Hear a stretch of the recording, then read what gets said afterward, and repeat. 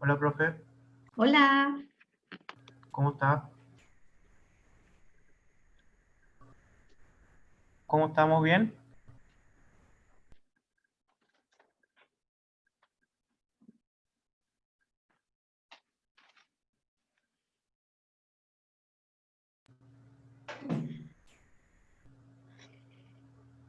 hola, hola. Hola, ¿todo bien por allá? ¿Cómo está? ¿Bien y usted? Bien. Qué bueno, me alegro. Lo que somos, no hay nadie más. ¿Alguien más llegará? Esperemos. No sé por qué sospeché que hoy día iba a pasar eso.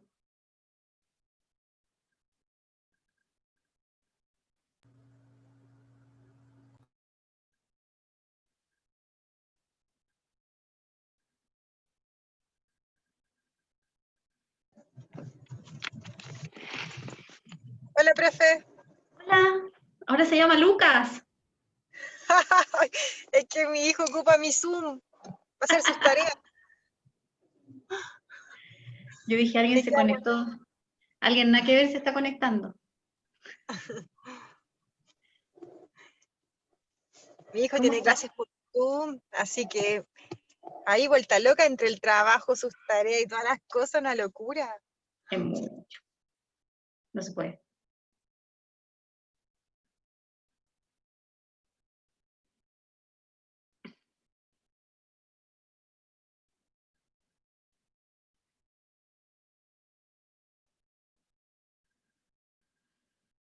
¿Qué edad tienen tus niños?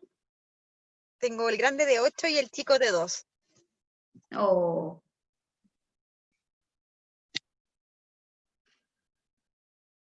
pequeñín. ¿Y los tuyos qué edad tienen? Son 2 también. Tienen 3 y medio y 2 años, 3. Wow, se llevan por poquito, 1 año, 5. casi mellizos. Claro. ¿Son niños, Ah, niñas? sí, la grande es niña y el otro es niño. También se llama Lucas, mi guagua. El mío es Lucas y Santino. Sí. No, lo del colegio encuentro mal. Con Sí, los papás con teletrabajo no resulta. sí, No está resulta. Pero bueno, nada que hacer. ¿Y tú estás ahí con los dos todo el día? Más la Y pega. no, la verdad es que tengo todavía permiso para trabajar. Ah, qué bueno. Sí, todavía. Creo que ya de pronto ya no me va a servir. Tuve teletrabajo igual, pero no estoy todo el día en la casa. Ah, mejor. No trabajo normal en una oficina. Si no, es la misión imposible. Sí, sí, no, una locura. No, y la persona que cuida a mis niños no es muy tecnológica, porque es más mayor. Entonces no le voy a dejar esa pega a ella de las clases por Zoom. Claro. No. ¿Y es con horarios o están Sí, grabadas? son Ah, las mañanas. Son en directo en las mañanas, videoconferencias. Tempranito. Sí. yo me quedé sin jardín, pues, así que no estoy con esa presión escolar, pero tanto el de acá, pues. Yo igual con el jardín del chiquitito. Me bajaron la mensualidad a la mitad, sí, y me mandan tareas muy simples, porque como tiene 2 años, pero en realidad no le hago ninguna porque tiene 2 años muy chicos. Yo no puedo con nada. Nos mandan actividades, pero sugerencias, no obligación. Sí, porque son muy pequeños todavía, pues. No lo voy a escolarizar. Bueno, vale, yo le estaba comentando a Roberto que yo sospechaba que hoy día no iba a llegar nadie. Era ¿Por qué? una intuición. Y van a salir todos de carrete. Eh, yo creo que nadie me quiere ver. No, no. eh, o sea, pensé que podían llegar para resolver dudas sobre el marco, pero también pensé que iban a estar medio vueltos locos, entonces no se iban a conectar. Eran mis dos posibilidades.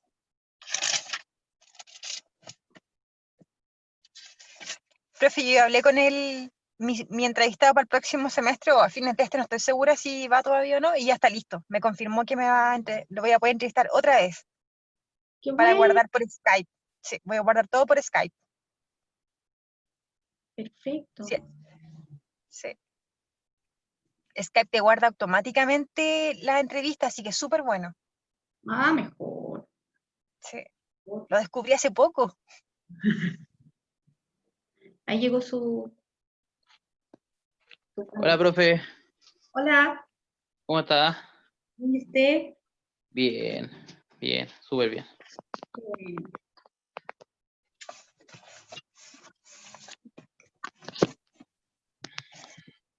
qué bueno que estén bien. ¿Cómo les ha ido con su Marco? Avanzando, profe, avanzando. Hoy día le vamos a mandar algunas cositas, pero estamos trabajando todavía. ¿Tienen alguna inquietud, alguna duda hasta el momento? ¿Algo que quieran resolver? Sería bueno hacer un mini repaso, creo yo. Quizás, Ok, si es que se puede. Si es que se puede, obvio. siempre se puede. Gracias, profe.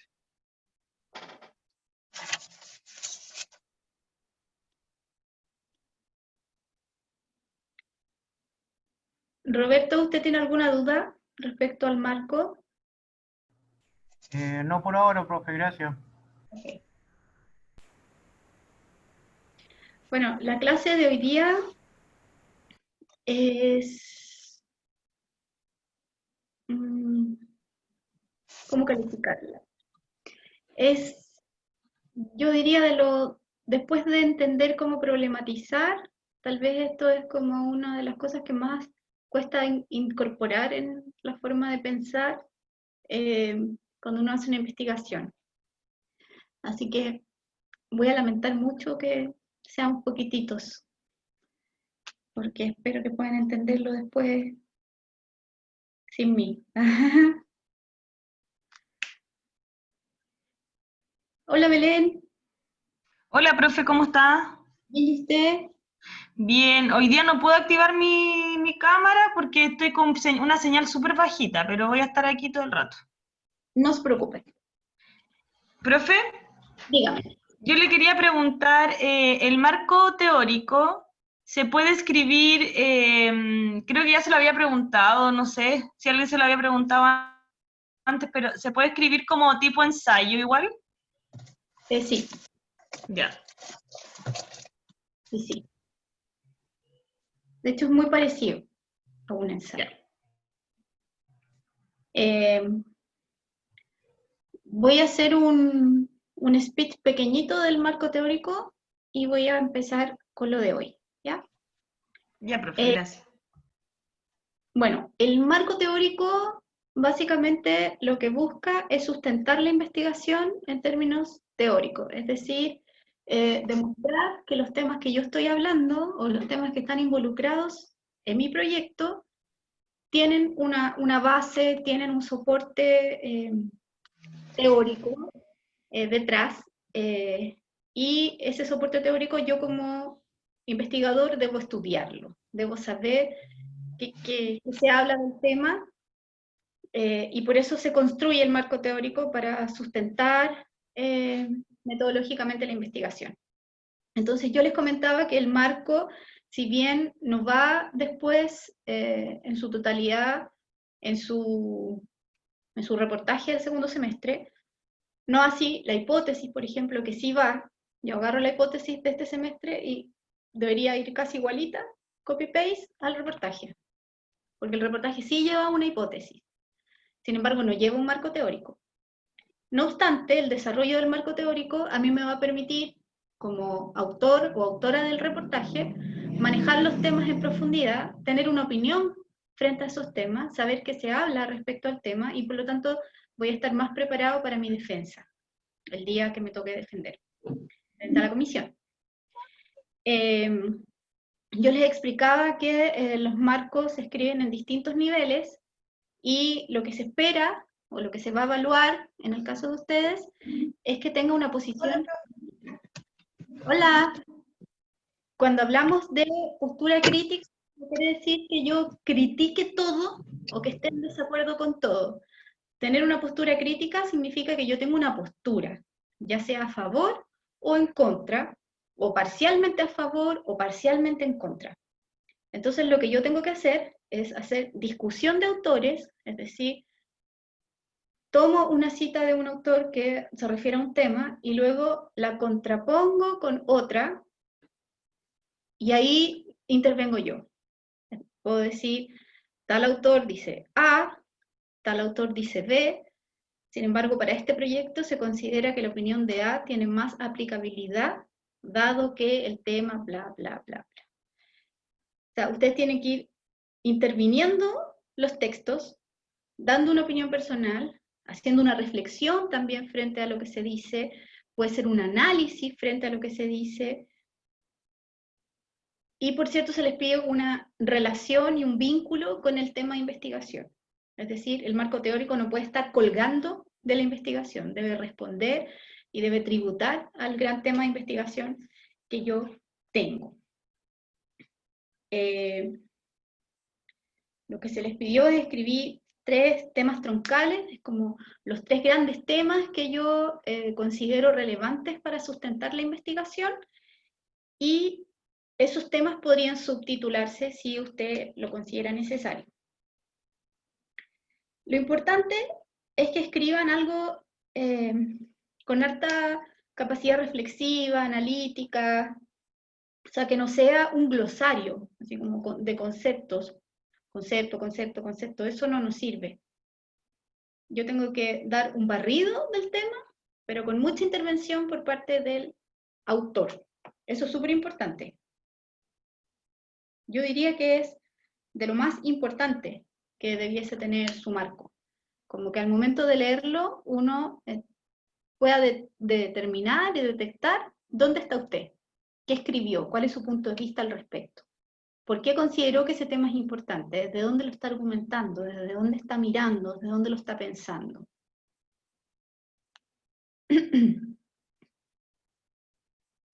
No sé si por ahí ayudo un poco, ¿no? Carlos. Sí, profe. Sí, súper bien. Muchas gracias. Estoy aprovechando de pasar lista. ¿Tienes iPhone? No tiene nombre. Soy Luis, profesora. Es que no me pude cambiar el nombre. No se preocupe, solo necesita saber quién era. ¿Cómo está? Bien, bien, gracias. ¿Usted cómo está? Bien. Bien. A punto de cumplir 100 días en esta cárcel, pero bien. Yo a punto de cumplir un año más, así que también terrible. Oh, chao. Oh, qué Celebre. lata. Y encerrado es lo peor, ni un copete me voy a poder tomar. No, igual se puede. Pida un copete, Bueno, copete. A ver. un copete por Corner Shop. Bien. Dicho aquello, bueno, si alguien tiene más dudas, siempre me puede preguntar. Y tenemos fecha de entrega para el lunes 29. Entonces, lo que les voy a enseñar hoy día se llama cuadro de variables. Nosotros, en este proyecto, deberíamos finalizar con el capítulo 3, el que estamos construyendo ahora, que es el marco teórico, es el capítulo 2, y el capítulo 3 se llama diseño metodológico, que es donde yo estructuro más o menos el proyecto, cómo lo voy a desarrollar, cómo lo voy a capitular, cómo tengo más o menos pensado mi reportaje. Eso se los voy a enseñar en detalle en otra clase. Y yo debería, o sea, la meta estimada era que pudiéramos aplicar una entrevista. Yo me he olvidado preguntar, lo voy a anotar porque se me cae ese cuello. Si nos van a exigir que esta entrevista esté aplicada. En tiempos normales, sí se exige. Pero de lo contrario, pensando que podemos tener un chance, yo creo que va a haber flexibilidad a las circunstancias en que no necesariamente se la exijan aplicada, pero tal vez sí al menos construida. Es decir, que por lo menos el cuestionario de la entrevista esté construido para poder evaluar la herramienta. Porque en el diseño metodológico yo también debería indicar qué herramientas de investigación voy a utilizar. En el caso de ustedes, les exigen entrevistas por la disciplina, pero también existen otras herramientas para investigar, que son las observaciones participantes, las observaciones no participantes, las encuestas, los análisis de discurso. Todo ello también son herramientas de investigación, solamente que como ustedes no hacen tesis, no se las exigen, o no están dentro de las posibilidades, sino que la posibilidad para poder construir el reportaje es la entrevista. Imagino que tuvieron alguna asignatura donde aprendieron a estructurar una entrevista, o vieron la entrevista como concepto, no sé, ¿qué me pueden contar de eso? En redacción 1 lo vimos. Ok. O sea, ¿todos saben hacer una entrevista o podemos deducir que ¿Profe? saben? Dígame. Sí, efectivamente, como dice Paulina, en redacción 1 el primer semestre lo vimos, pero también en un contexto complejo de las tomas. Entonces al final del semestre lo cerramos como comentando un poco de las entrevistas, pero no se realizó. Después, si mis compañeros me ayudan, después hicimos otra entrevista en el segundo semestre. Pero vieron así tipos de entrevista, tipos de preguntas, ¿no? Sí, lo Sí. revisamos, sí. Sí, lo vimos, profe. Lo vimos, sí. Ya. O sea, no sé si a mis compañeros, pero a mí igual me gustaría como un repaso, como un recordatorio breve de las entrevistas. Sí, a eso iba yo igual, Lo que a mí mismo que también decía la me Belén. gustaría. Claro. Sí, yo tengo una clase que es como con ese objetivo, como que no es como un refresh de la entrevista. Así que lo podemos incorporar. Pero lo que les voy a enseñar ahora es lo que uno debería hacer antes de hacer la entrevista. Es como el tras bambalinas de la entrevista. Metodológicamente, porque en realidad esto tan estructuradamente no se hace, creo yo, en la realidad periodística. Sin embargo, creo que es una buena herramienta para ustedes, para discriminar un poquito los temas a la hora de construir la herramienta, y que va a facilitar que puedan, en caso de que no se le exija la entrevista aplicada y que se le exija la entrevista presentada, es decir, como el cuestionario realizado, esté mejor justificado y lo podamos evaluar con más argumento. ¿Ok? Entonces eso se llama cuadro de variables.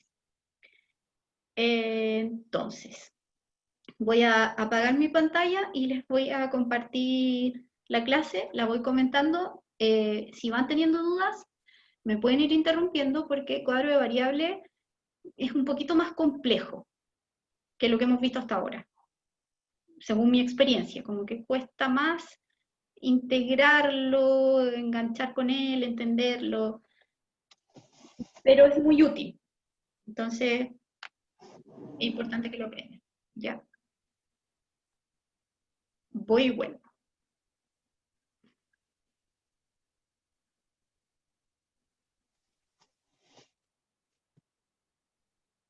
¿Ven? Sí. Sí, profe. Bueno, esta clase obviamente va a estar posteriormente en su aula. Aquí va. Ya. Cuadro de variables. Nosotros estamos trabajando con una hipótesis de trabajo que, en rigor, bueno, para nosotros la estructura de la hipótesis es la respuesta a la pregunta, ¿verdad? Y en esta respuesta, en la pregunta de investigación que yo planteo, yo estoy suponiendo algo, ¿cierto? Lo afirmo de alguna manera en el abstracto de la suposición, porque no he comprobado, no he desarrollado la investigación para saber si lo que yo estoy planteando hipotéticamente es así o no es así. En esta hipótesis hay variables que están ahí participando, que son como generalmente los mismos temas que usted va a abordar, o parte de ellos, en el marco teórico. Yo puse ahí una definición de variables y eso ayuda como a entenderla como concepto, pero no es relevante como definición dentro de la metodología, pero básicamente una característica, atributo, propiedad o cualidad que puede estar o no presente en los individuos, grupos o sociedades, puede presentarse matices o modalidades diferentes o en grados, magnitudes, medidas distintas a lo largo de un continuo. Es decir, varía. Puede ser cuando ustedes hacen preguntas como ¿en qué medida, de qué manera, verdad? Y eso puede ir variando, puede haber mucha interferencia de un tema en otro, puede haber poca, puede haber una causa, puede haber un efecto que sube, que baja, que es más o menos, que es muy importante, que es muy interviniente, por eso se llaman variables. Los tipos de variables son las independientes, las dependientes y las intervinientes, ¿cierto? No sé si... acá, ya. Ahí están. Entonces, tipos de variables, independientes, dependientes e intervinientes. Yo puse aquí un ejemplo para explicarlo con mayor facilidad. Puse una hipótesis, dice, el nivel de productividad del personal de una organización está determinado por el grado de capacitación académica que tiene cada persona. Esa es una hipótesis. Una variable independiente sería el grado de capacitación académica, porque es una causa, no tiene a nadie detrás.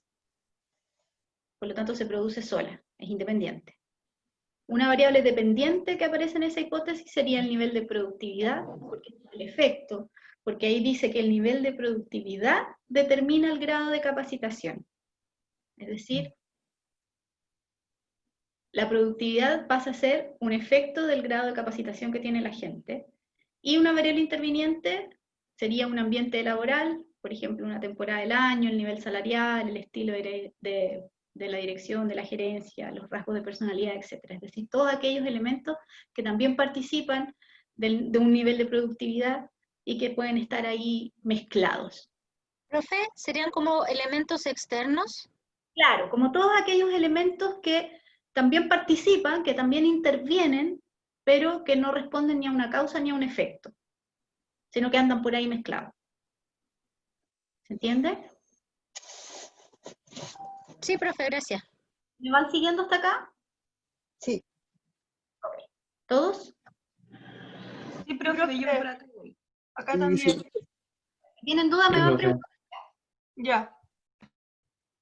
Me interrumpe nomás.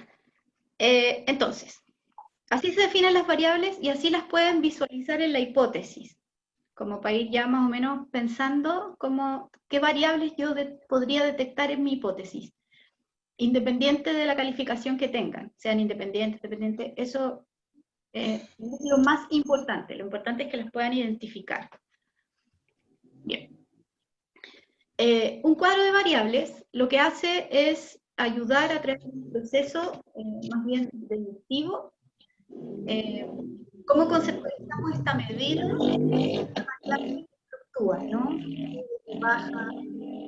Entonces es como un ejercicio de abstracción que nos lleva a tener algún indicador. Entonces, una operacionalización de la variable es que yo la baje y la lleve a algo concreto a través de dimensiones, subdimensiones y después indicadores.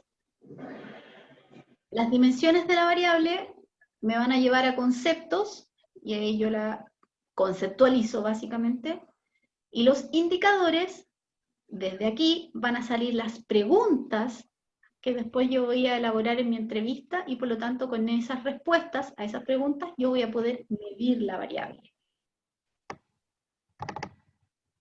Profe, el primer paso sería la conceptualización, entonces. Claro, primero tengo que identificar, el primer paso es identificar la variable en la hipótesis, o en el proyecto. Después dimensionarla. Miren, aquí le voy a mostrar. Una dimensión son los distintos aspectos o las facetas o cómo se abre la variable.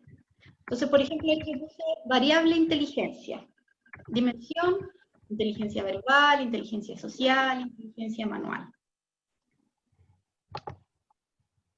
Entonces, si vuelvo atrás, yo la operacionalización, es decir, cómo trabajo con la variable, partiría por dimensionarla, y ahí está la conceptualización.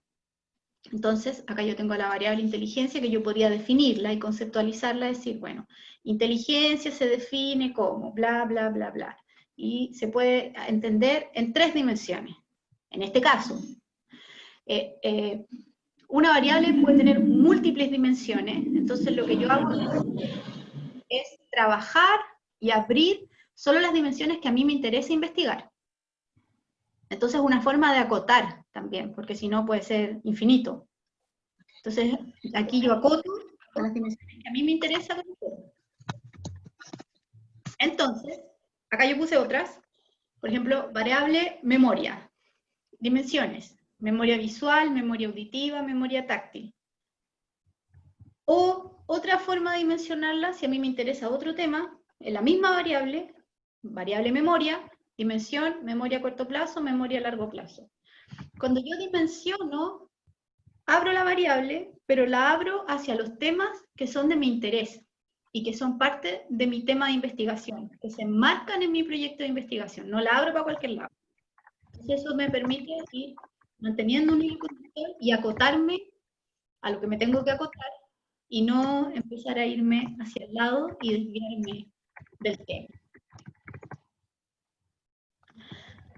Acá yo puse más, para ir aclarándolo más. Variable, por ejemplo, clase social. Dimensiones: prestigio ocupacional, ingresos, educación formal, modo de vida. Son ejemplos. Variable clase social podría ser dimensión, nivel socioeconómico, dimensión, nivel de instrucción. O sea, la forma de dimensionarlo arriba me lleva a un área de trabajo, la forma de dimensionar abajo me llevaría a otra área de trabajo. Por lo tanto, yo tengo que dimensionar de acuerdo al área de trabajo en la que yo estoy enfocada o enfocado. Valoración conyugal, por ejemplo, dimensión, valoración de la división sexual del trabajo, valoración de la vida en pareja. Variable, violencia de género, dimensión, tipo de violencia, agente de la violencia, condiciones culturales en las que se ejerce la violencia, consecuencias de la violencia. Una vez que yo dimensioné mi variable, me voy a las subdimensiones, que también se les conoce como factores. Cada vez voy achicando más. Tengo la variable, la dimensiono, y esa dimensión la subdimensiono, o sea, me voy a lo específico que a mí me interesa. Mientras más compleja sea la variable, o sea, mientras tengo una variable muy grande, muy amplia, a eso como que desde ahí entendemos la complejidad, mayor cantidad de subdimensiones va a tener, porque es grande. Si es más chiquitita, van a tener menos. Acá, volviendo al ejemplo anterior, por ejemplo, valoración conyugal, hay una definición ahí, para poder acotar desde dónde vamos a trabajar. Entonces dice, tipos de valoración de la relación conyugal que resultan de la combinación entre la forma de la valoración de la división sexual del trabajo dentro del hogar y de la valoración del matrimonio respecto a otras formas de conyugalidad, por ejemplo. Ahí entonces arriba está la definición que ya había leído, abajo está la variable, tiene 2 dimensiones, que es valoración de la división sexual del trabajo y la otra valoración de la vida en pareja, y las subdimensiones o los factores que yo voy a evaluar, lo que a mí me interesa saber, lo que a mí me interesa investigar de la variable de valoración conyugal es la valoración sobre la convivencia, la valoración sobre el divorcio y la valoración sobre el matrimonio. Y acoto. Cuando yo subdimensiono me voy súper específicamente a aquello que a mí me interesa conocer. ¿Me entienden? Sí, profe, se entiende. ¿Me entienden? Sí. Ya, perfecto. Entonces yo voy de lo grande, busco los temas que me interesan y después me achico más todavía. Entonces, bueno, esto es lo mismo. Acá está, esto mismo que está acá, está convertido en cuadro, porque esto se llama cuadro de variable, pero por una ridiculez de forma. O sea, así se construiría el cuadro. ¿Ok? Y después vamos a hablar de indicador, que Es una variable, es como el indicador, como dice ahí, de una variable, es otra variable que traduce la primera al plano empírico, es decir, como a lo concreto.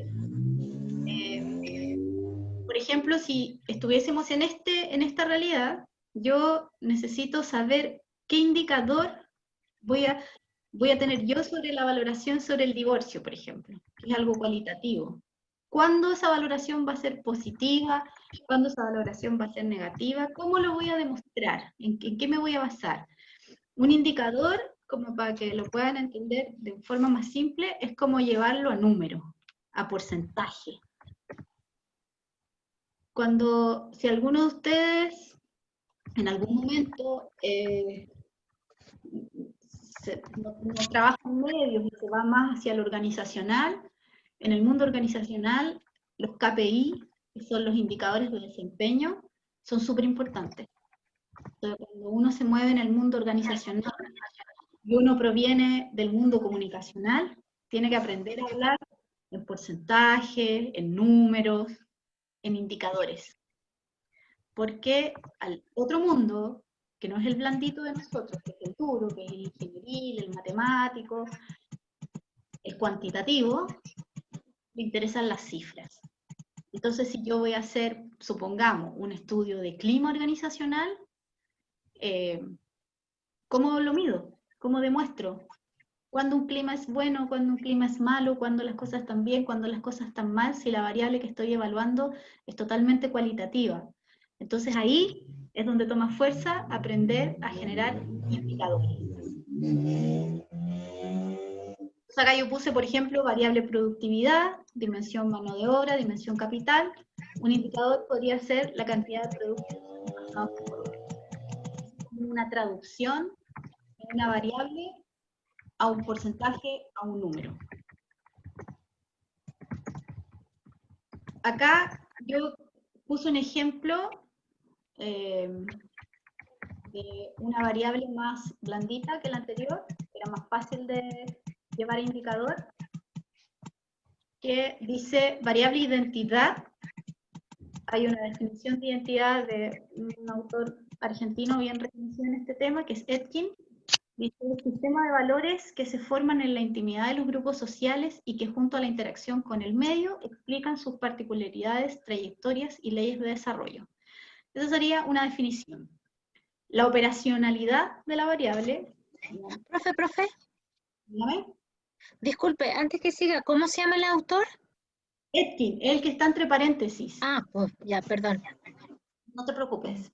Él tiene un libro que se llama Identidad en las organizaciones y tiene otro de complejidad organizacional. Es una lectura de alta concentración intelectual, pero es muy potente.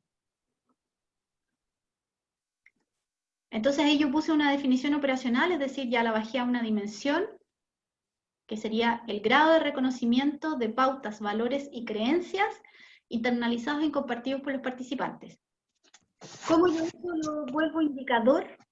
Yo aquí planteé dos posibilidades, uno que se llama la identidad esquema y otro que se llama la identidad construcción. Entonces podríamos calificar este grado de reconocimiento a través de estos dos tipos de identidades. Identidad esquema, para explicarlo y que no quede volando, es como una identidad estándar, es decir, yo no me identifico finalmente con los valores de la institución a la que pertenezco, como que si estoy aquí y estoy en otro lado, para mí es exactamente lo mismo, o sea, no hay nada que lo diferencie, esa es una identidad esquema, es como que no hay ningún sentido de pertenencia.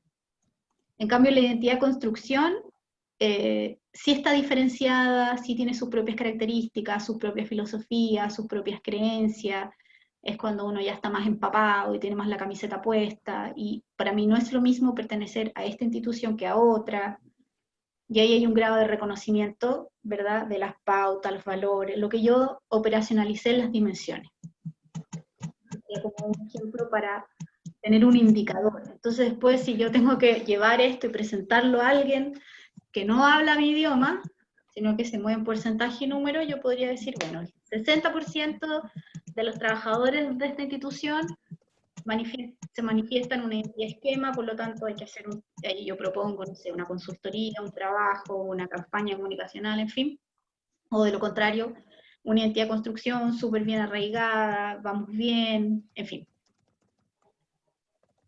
Acá yo puse otro ejemplo con otra variable que también es como blanda, pero podemos llevarla al indicador. El ejemplo es el discurso, un discurso de un movimiento universitario. La definición, para este caso, no es que esa sea la definición, sino que acá uno va como pauteando el tema hacia lo suyo. Está definido como es la base de la organización, es su imagen, su soporte, la base de su comunicación y de la idea que desea transmitirse tanto en su interior como hacia el exterior. Así, para este caso se está entendiendo el concepto discurso. La dimensión sería conocer la valorización del lucro, de lo público y de la calidad. Las dimensiones para indicador, o sea, los factores, serían lo que yo voy a medir: percepción sobre el valor del lucro, calificación del valor de lo público, calificación de la calidad. Cuando yo tengo esos tres indicadores, para este caso, de ahí deberían nacer las preguntas para mi entrevista. Yo debería hacer una pregunta que apunte a la percepción sobre la percepción, una pregunta que apunte a la calificación del valor de lo público, una pregunta que apunta a la calificación de la calidad. De ahí, o sea, del último cuadro, nacen las preguntas de la entrevista. Es una vuelta bien larga, pero es bidireccional. Es decir, yo parto en la variable y termino en la pregunta. ¿Cómo yo podría tomar la pregunta y decir, yo estoy preguntando esto porque quiero medir esto desde este concepto de esta variable? O sea, se lee hacia la derecha y se lee hacia la izquierda. ¿Se entiende?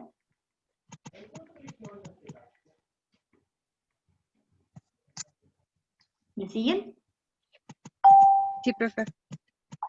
Sí, profe. Ok. Sí, profe.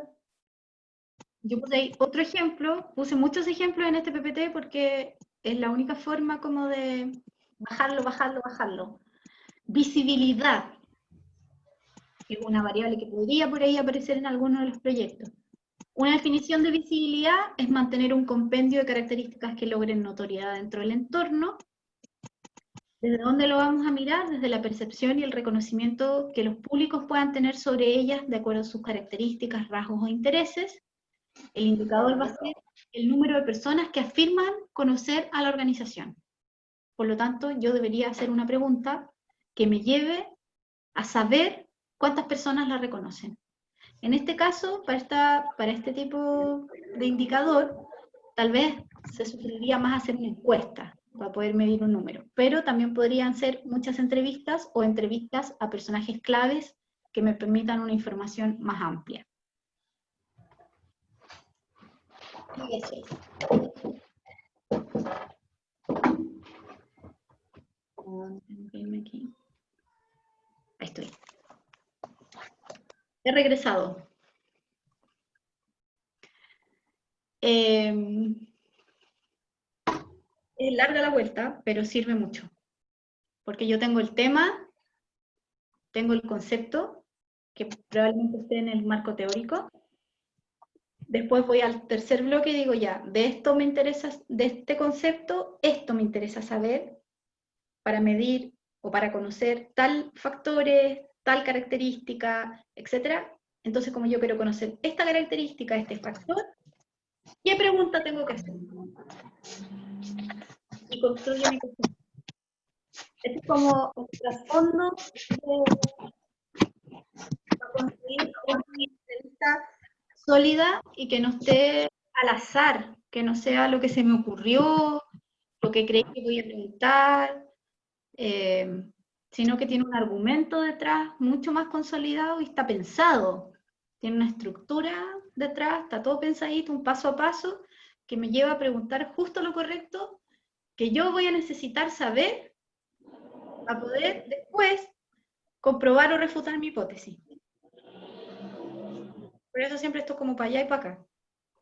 Pero en el fondo yo voy a ir avanzando, voy a ir a donde mi entrevistado, voy a hacer mis 7, mis 10 entrevistas, no sé, y voy a obtener resultados, y esos resultados yo los tengo que tomar y los tengo que analizar de alguna manera para que me lleven a una conclusión que me permita volver atrás, mirar mi hipótesis, refutarla o comprobarla. Ese es como el recorrido.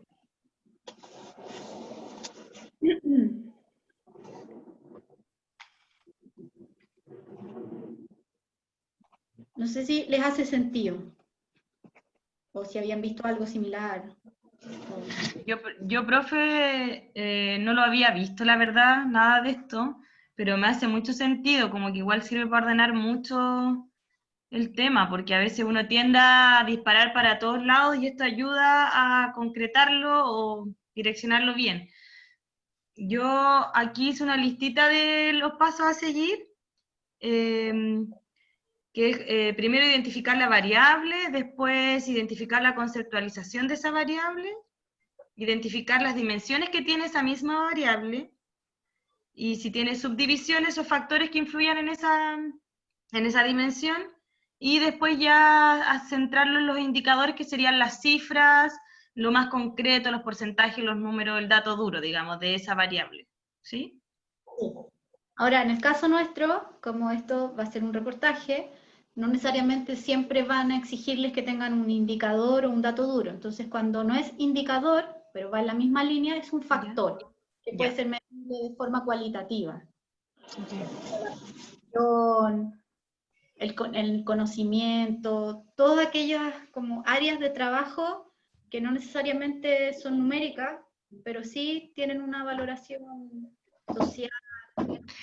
Claro, porque, profe, yo por ejemplo, en el tema que yo estoy tratando, me imaginé el tiro como un indicador, quizás ya los usuarios de los perfiles, que pueden ser considerados una animita virtual, también me imaginé la cantidad de personas que pueda conocer o que lo pueda reconocer como tal, pero también habían indicadores distintos que son más blandos, como dice usted, que la percepción del duelo, de la memoria, eso es mucho más blando y que no podría cifrarlo. Es como más casi espiritual. Claro, pero sí podría detectar a lo mejor una tendencia, Por ejemplo, pero no lo podría llevar a un número. que no es obligación llevarlo Ya. a un número. No es obligación. Ya. Yo esto lo digo casi como un tips, por si les toca desenvolverse en algún momento en un mundo más organizacional que de medios. No sé en realidad dónde ustedes trabajan o dónde quieren después desarrollarse, pero por lo menos en el mundo organizacional, empresarial, se mueven los números. Ya. Esa es la realidad, o sea, no... Uno como buen comunicador tiene que aprender a traducir sus temas, ¿no? Es parte de como de la pega, no sé. Sí. Mire, yo le voy a contar una experiencia para ablandar la clase. Cuando yo era muy pequeña, que hace tiempo, no, estaba haciendo mi memoria de título en una minera.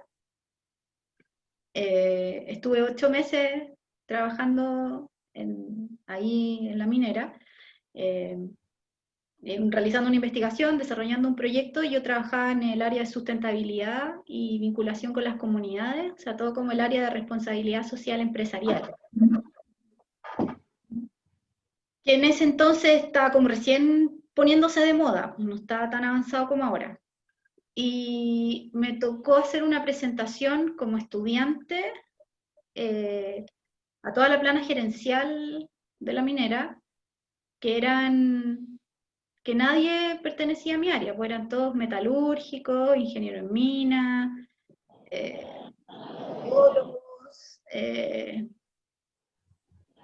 ingenieros civiles en todo, no Todos sé. cuadraditos. Claro, y pura gente con esos cargos que uno cuando es estudiante se intimida.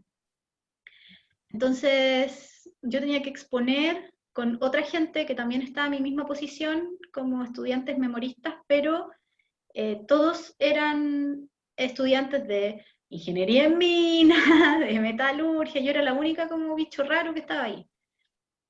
Y tenía que hacer mi presentación para dar a conocer o tratar de que entendieran por qué era tan importante tener un buen manejo con las comunidades que vivían cerca de las instalaciones de la mina para poder funcionar, porque el impacto socioambiental es bastante agresivo. O sea, nadie quiere vivir al lado de una mina, ¿no? El consumo del agua y todos los desastres ambientales que conlleva. Y para eso uno tiene que tener una buena relación con la gente, porque si no tendría huelgas todos los días, no podrían entrar a trabajar, en fin. Entonces, bueno, yo estaba ahí muy nerviosa, muy chica, para presentar mi propuesta. Y luego, bueno, me salvaron dos cosas. Una, me salvó que yo había aprendido a transformar todo a números y a porcentajes, así como tal nivel de aprobación de la comunidad, no sé, se transformaría en tal porcentaje de productividad para sus trabajadores, en fin. Y otra cosa muy graciosa que me ocurrió es que yo mencioné una palabra en inglés que se usa mucho en el mundo organizacional, que se llama stakeholders. No sé si han escuchado hablar de los stakeholders, que son como mis públicos de interés. Todos mis públicos de interés, ¿cierto? Y me hice famosa, así como que, stakeholders, como, wow, qué interesante. Interesante esa palabra, nunca la había escuchado, anotémosla, así como incluyámosla en nuestro lenguaje gerencial. Y ahí uno se sorprende de cómo uno, cuando está en un mundo o disciplinario, se deforma, pues, o sea, se forma, pero también se deforma, porque uno no se da cuenta que maneja un nivel de lenguaje, o que maneja un nivel conceptual, o que se mueve con otras lógicas de pensamiento, y te veis enfrentado a otro mundo donde tenéis que saber estar de igual a igual, y que te entiendan. Y que eso se traduzca en que tu trabajo, en este caso como del área comunicacional, que siempre es como mira huevo, tenga más valor. El primer departamento que cierran es el nuestro, entonces como, qué tristeza. Entonces, voy a seguir manteniendo la idea de que Profe, a mí me pasó lo mismo hace un par de años atrás, también me di cuenta que en la medida que el comunicador es valorado es por su capacidad de presentar su argumento como una propuesta comercial en las empresas. sí, si no Lo estáis muertos, comentábamos un día con la profe de comunicación estratégica, con la Caro. con Ruth No es la misma. Tapia se llama. Sí. No es menor. No es menor. Pero es así. Y Pero funciona. no nos enseñan a hacer eso mucho, po. No están No, dentro de las mallas. no nos enseñan, po. Por eso, cuando uno ya lo vivió, tiene que transmitir esa experiencia a los próximos para que lo integren, porque si no, uno sale creyendo que la comunicación es la panacea y después nadie te pesca, como no era así en el mundo organizacional, no en el mundo de medios, donde es tu mundo, pero el otro mundo no es de cajón tu mundo. Es mucho más administrativo, más ingenieril, y como, sí, por ahí, comunicaciones. Y de repente no saben ni dónde ponerlo, así como en recursos humanos, mezclado con otras cosas.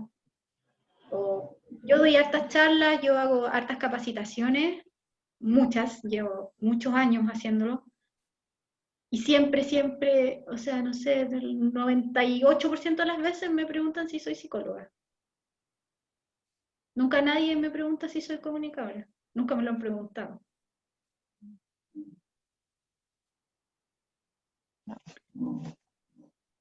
Lo bueno es que cuando uno aprende a comunicarse bien y le hace honor a su título profesional, puede vender cualquier pescado. Es impresionante. ¿Lo dice bonito? La idea no es ser chantín, pero Somos ojalá tremendo aporte para las empresas, tremendo aporte. Solo que no lo saben todavía, lo vamos a demostrar. todavía tenemos que mostrar. Llevamos no sé cuántos años de mostrar, por lo menos vamos a seguir. Pero cada vez se abre más, cada vez el campo se abre más, va tomando ¿Profe? más. Pero eso. Entonces, para terminar, al tiro la atiendo, Claudia, Ujú. este tipo de herramienta nos da argumento. O sea, yo no hago una entrevista porque, no sé, soñé que estaban las preguntas adecuadas, o me levanté inspirado y redacté lo que creí que era, sino que hay toda una pega detrás, que tiene un objetivo por delante. Dele, Claudia. No, era como para complementar lo que estaba diciendo. O sea, yo empecé mi carrera que yo me titulo de comunicadora organizacional. Ya. Entonces, en ese entonces, 2006, o sea, nadie cachaba lo que era. No, po. Todo el mundo ponía una cara así como de, ¿qué estudiaste? Bueno, la cara que todavía hasta el día de hoy me ponen a veces. Pero ha sido difícil. Yo creo que ahora, con el potencial que han tenido las redes sociales y el tema de cómo comunicar, yo creo que igual nos ha ayudado en ese sentido, sobre todo en lo que es periodismo de datos. Sí, sí. Pero falta un poco de impulso, en el sentido de que no sé por qué siempre confiar más en los números que el poder de la comunicación, quizás. Sí. Porque a mí me ha pasado eso. De hecho, yo hace muy poco estoy recién trabajando como, o sea, hace 5 años que empecé a trabajar como analista de comunicación. Pero antes a mí me costó mucho, mucho, mucho, mucho, mucho, porque lo veían como un bicho raro la comunicación organizacional. Era Sí, como que si tenemos ingenieros, pero los ingenieros no ven solo los números y no el capital humano de repente. yo siempre he Entonces, dicho que deberíamos llamar Ingeniería Civil en Comunicación y nadie nos preguntaría nada. claro, entonces pues, a ese punto yo iba, que es como casi una especie como de discriminación de repente, sobre todo en esa época. Yo creo que hoy en día ya no, entre más raro mejor, pero, pero Desde que sí, al menos yo puedo decir que actualmente es más conocida. O sea, bueno, antes, si bien existía mi carrera, pero existía básicamente como, ¿cómo se llama? Como postítulo en otras universidades como comunicación empresarial. como un diplomado. Sí, Claro, es en un verdad. diplomado, entonces, claro, era como súper raro presentarme, sí, mi carrera es esta. Era tan discriminado que están los sueldos. Sí, Ahí hasta el día de hoy. tenemos el mismo grado profesional que otro licenciado, sin embargo, la oferta laboral para nosotros siempre es más baja. Profe, es que el tema fundamentalmente es porque somos parte de las ciencias sociales y se supone que estas ciencias no son como comprobables, medibles. Y ahí es donde no podemos colocar como tan específicamente la propuesta comercial que queremos. Eso nos va a costar ese punto, el cualitativo, del indicador para nuestro trabajo. O sea, yo creo que es una pega que uno es como, yo siento que cuando uno es comunicador, uno como misionero de las comunicaciones, como que tenéis que salir a siempre estar demostrando que sirve lo que uno hace, que sabemos de lo que hablamos, que es importante, que tienen que valorarlo, eh, y esa pega es constante. O sea, yo también llevo harto rato en terreno, he estado en muchas realidades organizacionales de rubros muy distintos, y en todos se repite el mismo patrón. ¿Qué nos aconseja, profe? Inflarse el pecho, salir con orgullo y frente. Es que no te queda otra, Pauli, de verdad. Tenés que hacer onda como, al revés, ¿cómo no ubicas lo que hace un comunicador? Desubicado, una cosa ¿Qué así. pasa toda la vida? Sí, también me ha Sí, pasado pues. muchas veces. O ¿Y qué sea, hacen ustedes? ¿Qué se hace con eso? ¿Y en qué se trabaja? sí, porque es intangible. Cuando es intangible, es como, pero ¿dónde la veo? Yo siempre soy de la premisa, cuando me preguntan eso, de que, y así lo creo de verdad, no solo para defenderme, sino que yo de verdad lo creo, muy convencidamente, a pesar de lo duro que ha sido el recorrido laboral, no me arrepiento de haber estudiado lo que estudié, porque siento que tengo una visión mucho más amplia que otros, y eso me gusta. Es que la comunicación no es, yo no te puedo decir, toma, aquí está, tócala, sino que en la comunicación estamos. La comunicación es un estado permanente de interacción. Entonces, ¿cómo nosotros nos vivimos ese estado? Ahí está la respuesta.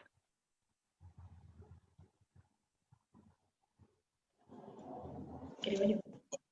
He visto que los profesionales de las comunicaciones más valorados en términos así como a donde queman las papas han sido los que son especialistas en digital, los SEO, por ejemplo, y también los en comunicación estratégica, que metidos con la política, también relacionados con la política. Ellos he visto que son bien valorados en el mercado, a diferencia de todos los demás. Pero ahí hay Eso he visto yo, no sé si sea tan real.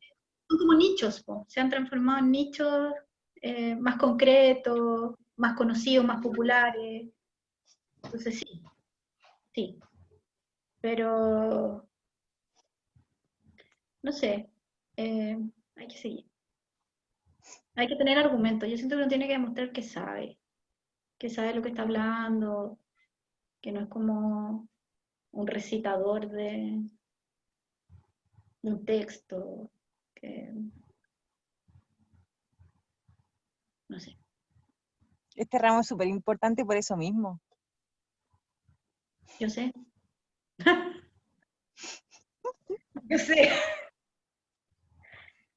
Así que, bueno, hubiésemos tenido mucho más tiempo para filosofar sobre nosotros si nos hubiésemos podido conocer en vivo, en directo, piel con piel, pero bueno, ahora se dio un ratito gracias a los indicadores. No sé, lo importante, más allá de toda esta conversa, es que les quede claro cómo hacer un cuadro de variables, para que puedan construir buenas entrevistas. Sí, profe, se entendió bien. Yo creo que lo más probable es que cuando lo tengamos que hacer van a surgir más dudas, pero al menos en la explicación se entendió bien. Llevarlo a la práctica quizás va a costar un poquito, pero se entendió. Sí, es que es un trabajo bien, o sea, para hacer el cuadro de variables hay que leer. Ahora se supone que deberían estar leyendo para hacer el marco, entonces esa pega ya va a estar hecha. Y después como sentarse a pensar, como enfocar. ¿Qué es lo que quiero lograr? ¿Qué es lo que voy a investigar? ¿A quién? Entonces empiezo a pensar quiénes podrían ser mis entrevistados y por qué. ¿Cuál es el aporte que cada entrevistado me va a entregar? ¿Qué es lo que yo quiero saber de él? ¿Qué es lo que quiero obtener de esa entrevista? Como el mini objetivo de la entrevista. Siempre tributando a mi proyecto, siempre tributando a lo que yo quiero lograr, a la pregunta que yo quiero responder, a la hipótesis que yo quiero comprobar. O sea, como que no me puedo olvidar de lo que me está guiando atrás.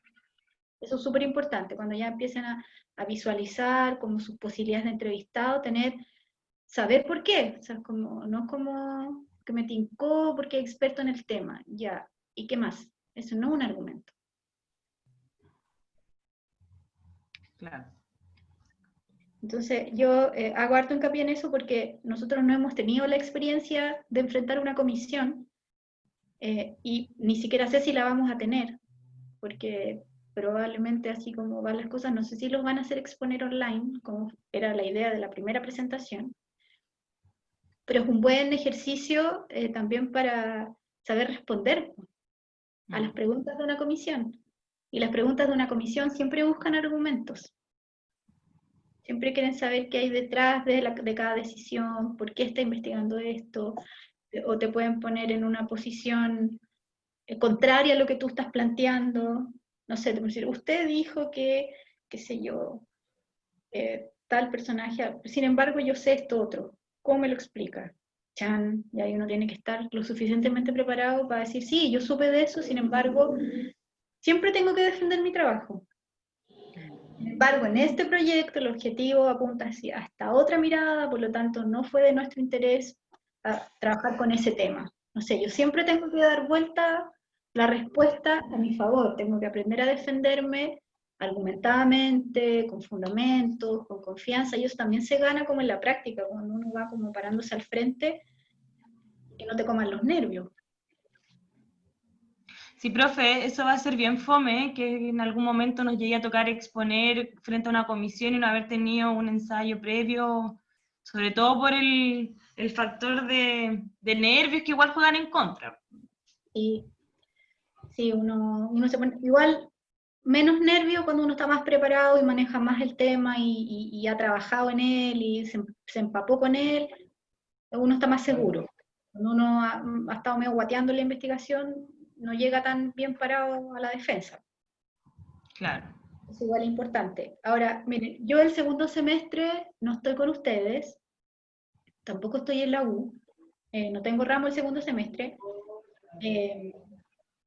pero si alguien quiere que hagamos una prueba y si la pandemia no existe, nos tomamos un café y yo no tengo ningún problema en ponerlo en modo ensayo, yo he estado en, no sé, 60 comisiones de examen de grado, no sé, muchas, ya perdí la cuenta, entonces podemos jugar a los roles. Ay, profe, muchas gracias. A mí no se me va a olvidar esta idea, así que se la voy a cobrar seguro. Y también los puedo ayudar a prepararse vocalmente, corporalmente, eso también los hace. Ay, bacán. Yo creo que ahí es una de mis mayores debilidades, la verdad. Como Así que tips me voy a acordar de usted. Como qué Súper, hacer, profe, muchas gracias. qué hacer, qué no hacer. Mire, cuando uno está nervioso, lo primero que se aprieta, desgraciadamente, es la garganta. Entonces usted va a hablar y no sale la voz. ¿Le ha pasado? Sí. Así como garraspear porque no, ya. Eso porque hay tensión, porque uno está nervioso y no sé por qué, lesamente, cuando tiene que hablar, ¡pum! Se aprieta acá y sonamos, o sea, no fluye, no fluye. Entonces ahí uno lo que debe hacer, como tips, muy rosa mi tip, pero funciona, es llevar la tensión que tú tienes en la garganta a otro sector de tu cuerpo, que obviamente no se vea ante una comisión, es decir, no tensione la cara, porque se imagina todo así como, no funcionaría, pero sí puede apretar un cachete trasero, no se lo ve nadie, lo aprieta y sigue hablando, Claro. puede apretar un pie, una pierna, una mano, y yo le aseguro que esa tensión que estaba aquí va a viajar hacia el otro sector que usted apretó conscientemente y la voz va a fluir. Ay, qué buenos tips. Si alguien tiene un lápiz el día de la presentación en la mano, por favor, que no sea con ese así como chiqui, chiqui, chiqui, chiqui. Eso que no hace así, Sí. porque hay gente que le da hasta ritmo así, chiqui, chiqui, chiqui, como que habla. Y lo vamos viendo, es como, no, es súper mala técnica. Si tiene un plumón, un lápiz, también le sirve como para apretarlo, sin que nadie te vea, porque uno lo aprieta nomás y sigue hablando y libera la tensión de la garganta. Cuando uno se escucha a sí mismo, que está hablando mejor de lo que empezó, que como que guateó acá, también se va a relajar. Porque uno entre querer hacerlo bien y se metaobserva y ve que está hablando raro, también se pone más nervioso. Entonces sigue apretando y al final no sale de ahí. Entonces necesitas trasladar esa tensión a otro lugar de tu cuerpo, urgentemente, así rápido, y seguir hablando. ¿Ve? Le dejé un regalito. Sí, qué bueno, profe. Chiquitito. De verdad, yo me voy a acordar porque yo lo paso pésimo siempre. No pasa nada. De a poco. De a poco. Muchas gracias. Todo se puede trabajar. Todo se puede entrenar. Así que yo por lo menos dejo ahí mi correo se va a mantener, espero no cambiar mi teléfono.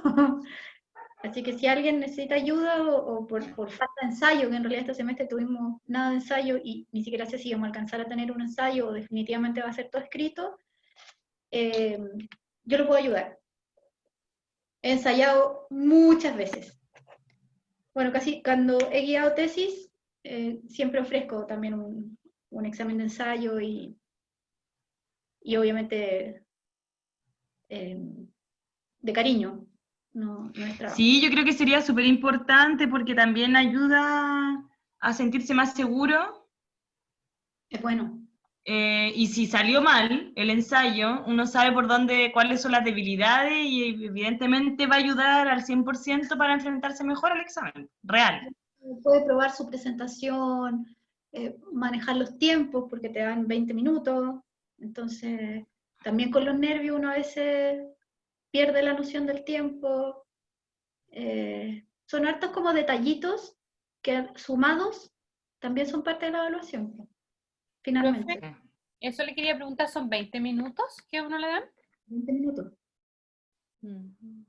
¿Y cuántos profesores son de la comisión? Para constituir una comisión debería ser un mínimo de 3. 3. Sí. Normalmente es alguien que preside, que debería ser alguien como de la escuela, el profesor guía y un profesor invitado. El profesor invitado siempre juega al abogado del diablo, va a ser el malo de la película. El profesor guía debería ser el que le tire salvavidas, el que lo ayude, y el que preside es como un mediador, ¿no? Y el abogado del diablo puede tirar salvavidas de plomo, entonces hay que tener cuidado. Es su misión, no así como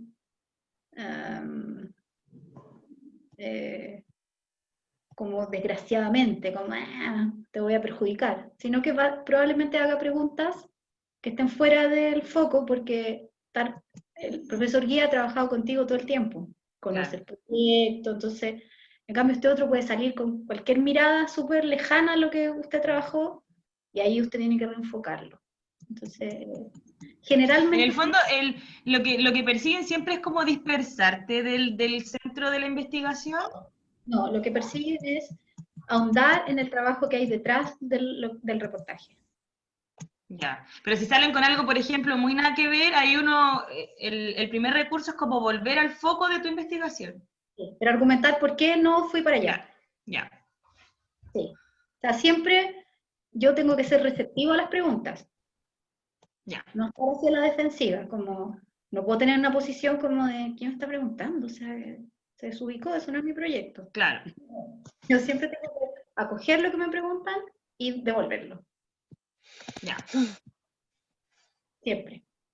Aunque sea la pregunta así, yo también he estado en la otra posición, ¿no? También he dado exámenes de grado y de repente es como una pregunta que tú decís, ¿por qué no se va usted al África? Así como, que te enfurece, y tú tienes que decir, ok, sí, bueno, y con una sonrisa y le contestas. Claro.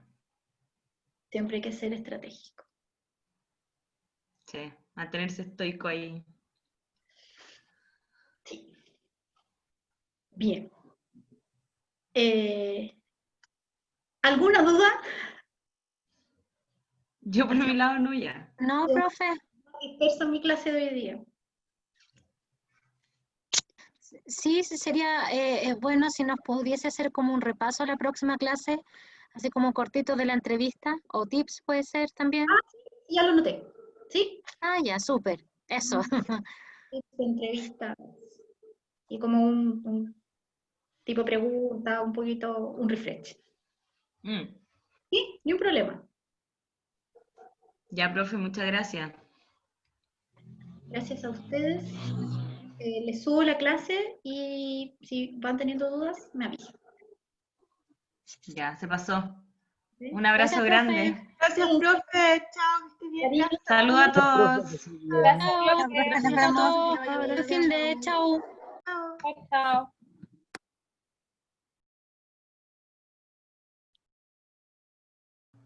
Chao, profe, muchas gracias.